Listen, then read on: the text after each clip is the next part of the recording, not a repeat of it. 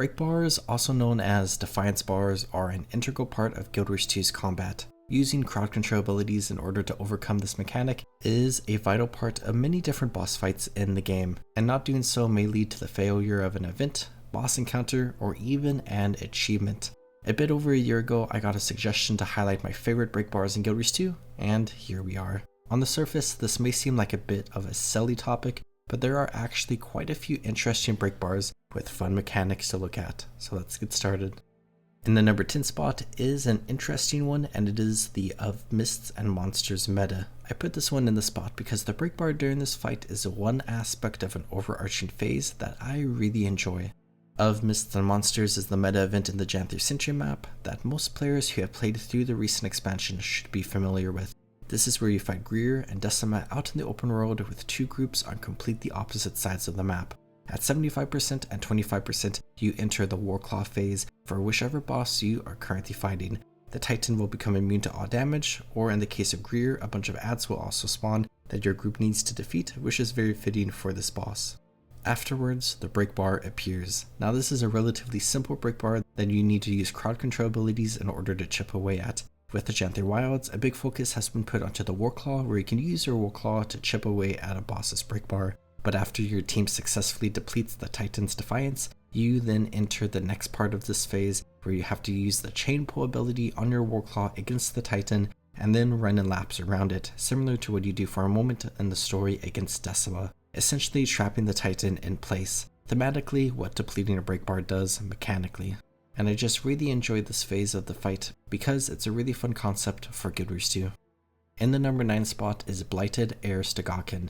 This is a boss from the Hearts and Minds story mission from Heart of Thorns, where you defeat the Elder Dragon Mordremoth. This version of Eir is a mental corruption which Mordremoth creates in order to try and beat Bram down in this fight and ultimately defeat your group. If you play through the mission, you know how this goes, where Bram is able to overcome this challenge and you eventually do defeat Mordremoth. But an important aspect of this fight is the break bar. The flow of the fight has you starting with fighting Blighted Garm and eventually killing him. Upon doing so, Eir will run over to Garm and attempt to resurrect her wolf, and this is where you get the opportunity to attempt to stun Eir.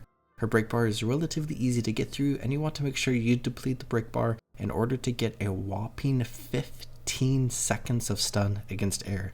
This is one of the longest stuns in the entire game, and it feels super rewarding to get.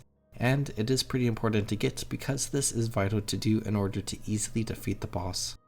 In the number 8 spot is the Wyvern Matriarch. This is a simple boss fight during the night meta in Verdant that is super popular for players to fight to get an amalgamated gemstone every day.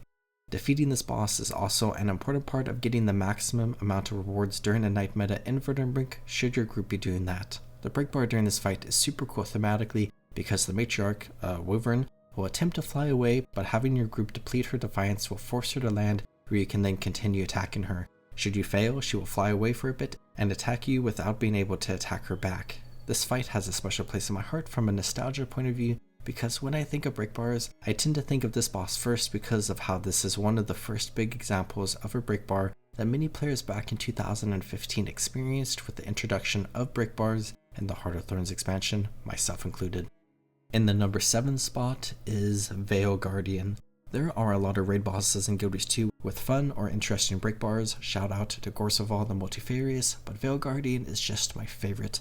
I think a big part of it has to do with how Vale Guardian is, both from a release standpoint and from a general player's experience, the first raid boss that most players fight in Guild Wars 2, so learning the mechanics of this fight and how to deal with this break bar is nostalgic. But the break bar itself is honestly pretty cool as well. One of the boss's main abilities is Magic Storm, where Vale Guardian will raise its hands up in the air and spew a ton of deadly magic to your team.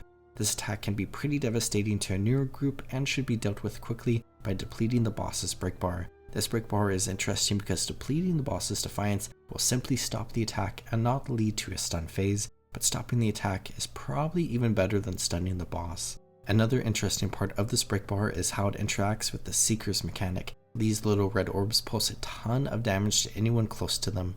They will constantly move towards a player, and they basically can't be killed, but they can be moved by crowd control effects. So you typically want to push or pull them away from the group. However, during the Magic Storm attack, your group needs to be careful to not pull the Seekers onto the boss when you are attempting to deplete the break bar otherwise you're just going to deal a lot of damage to your team. When you start having to move the boss around the arena in the final phase, you also have to make sure you deplete the boss's defiance quickly enough in order to quickly move the boss to a new pie section to prevent the green circles from appearing in an area of the arena that is currently hostile. In the number 6 spot is the Mouth of Mordremoth. This is the final boss of the Dragon's Den meta that is an iconic part of the Heart of Thorns expansion. You and a ton of other players fight across the entire map through 3 different lanes before eventually converging to defeat the Mouth of Mordremoth. But an integral part of this fight is the boss's breakbar.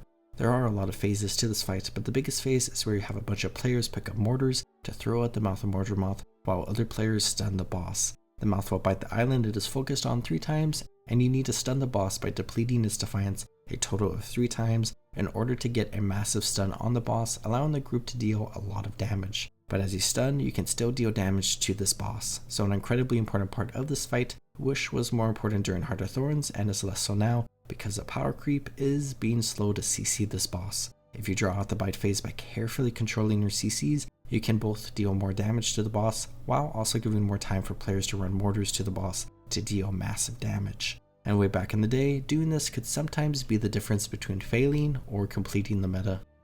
In the number 5 spot is the Bog Queen, another near boss found in Lowland Shore. The Bog Queen is a fan favorite boss at the end of a large event chain on the western side of the map. This entire fight is really cool with a bunch of fun mechanics, an incredibly interesting story, and amazing voice acting. Every 25% the Bog Queen will rise up into the air and summon a bunch of maggots in a nearby area. You and those with you have to get onto your Warclaw and use your Warclaw to squash all the maggots before returning to the Bog Queen. She will be up in the air, and you will all then have to use your chain pull ability in order to break her breakbar and drag her down from the sky, removing her rot shield, and allowing your group to continue to attack her. It's just a really cool mechanic for a super interesting boss fight. In the number 4 spot is the Chak Gerent. This is another interesting breakbar that is similar to the Mouth of Mordremoth, where it was more prominent back during the Heart of Thorns days, but is less so nowadays because of power creep, and was also sometimes the difference between the meta being successful or failing. Also similar to the Wyvern Matriarch, this is a breakbar that I often think about first when I think about breakbars. Nowadays, you can often just deplete the breakbar super quickly and DPS the boss down, but during Heart of Thorns, it was a fair bit more complicated, because this was one of the few breakbars in the game you want to completely ignore. When you break it, you get to DPS the boss a short time, and then the boss will start running around the area, making it significantly more difficult to DPS the boss down. So actually, it was a DPS loss to break the breakbar, because the few seconds of vulnerability did not make up for players having to run around all over the place. In the number 3 spot are the breakbar tutorial NPCs. I'm specifically thinking about the Defiance training mech at the training grounds in Saitang province, as well as Defiance Trainer, Cascading Sands, and Harvest Den. One of the biggest complaints about Guild Wars 2 was that breakbars weren't really introduced to players, but these 2 trainers provide an opportunity for new players to have breakbars explained to them. I actually like these entire areas where you can learn some of the more basic elements of Guild Wars 2 and how they are present in the starting areas of expansions, so players who specifically skip to the current expansion can have the opportunity to learn some of those basics. And the number 2 spot is Lextalion the Merciless. This is the biggest boss from the newest meta, A Titanic Voyage, in the new Balvanisos map. Lextalion is a super cool enemy who thematically is the same thing as Gorseval, but in a different area of the world, and is mechanically very similar. This boss fight is decently challenging, though not too bad once players began to figure out this fight. The breakbar happens every 25%, and it is incredibly important for players to break it, because if they don't, Lextalion will blow up the entire group, instantly killing all of them. This is just super cool and makes a boss feel significantly more intimidating compared to other bosses. Plus, a mechanic in the open world that can wipe an entire group is fun to see, though some may not like it because ultimately it doesn't matter too much for completing the boss, but is important for being able to get an achievement in the fight.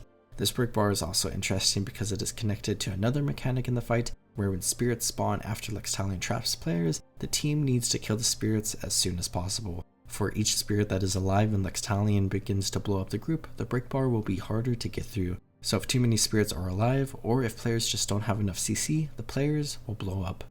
But now for the number 1 spot, for my favorite breakbar in all of Guild Wars 2, and it just has to go to Barbed Vale. This is a super fun NPC from the Genther Wilds expansion who plays an important role in multiple parts of the expansion, but the important part is how she is the final boss of the Sleuth Brawl Fields event chain in Harveston, back in the Training Grounds area. I love this entire event chain, but Barbed Vale is definitely the coolest fight here, and I love all of the different mechanics. But the break bar mechanic in this fight is just absolutely incredible. Every 25% Barbed Vale will grab a random player around her and place them in a chokehold. The Defiance bar will appear and players will have to break the bar in order to save the player. If they fail, Barbed Vale will pick the player up into the air and slam them down into the ground, bashing their skull into the floor of the arena while screaming "Welcome to Harveston," instantly killing the player. And this is just so insane, especially for a casual Coden training players at a cozy little village in what is largely a chill expansion.